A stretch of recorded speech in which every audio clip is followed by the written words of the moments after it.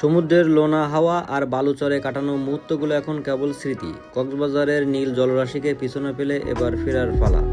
বিদায় কক্সবাজার, আবার দেখা হবে শীঘ্রই।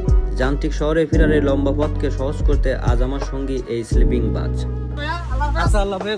স্লিপিং বাস আমাদের জন্য অপেক্ষা করতেছে। আমরা এখন ভিতরে প্রবেশ করব। ভিতরের পরিবেশ, লাইটিং সবকিছু দেখাবো। নিচে চেয়ার এবং এক পাশে আছে সিঙ্গেল বেড, এক পাশে ডবল বেড।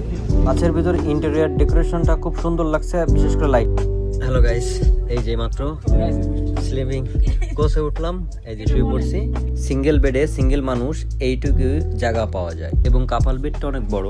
এই যে আমার পাশে দেখেন। বাসটা থামার পরে জানতে পারলাম এখানে যাত্রা বিরতি। তো আমরা রেস্টুরেন্টে চলে আসছি। রেস্টুরেন্টের নাম টাইম ক্যাফে রেস্টুরেন্ট। তো এখানে খাওয়া দাওয়া করব এবং আপনাদের এখন ডিটেলস বলি। কক্সবাজার টু ঢাকা 1200 টাকা থেকে শুরু করে 2500 টাকা পর্যন্ত স্লিপিং এর বাস ভাড়া। বাসের কোয়ালিটি, লাইটিং অনুযায়ী বাসের ভাড়া নির্ধারিত হয়ে থাকে। আমাদের বাস ভাড়া ছিল জনপ্রতি 2000 করে, সিঙ্গেল বেড 2000 আর ডবল বেড 4000। 250 টাকা করে আমরা জনপ্রতি ডিসকাউন্ট পেয়েছিলাম। তাদের সার্ভিসটি অনেক ভালো ছিল।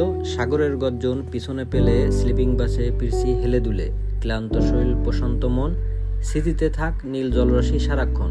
ঢাকায় ফিরছি নতুন উদ্যমে। দেখা হবে প্রিয় শহরে।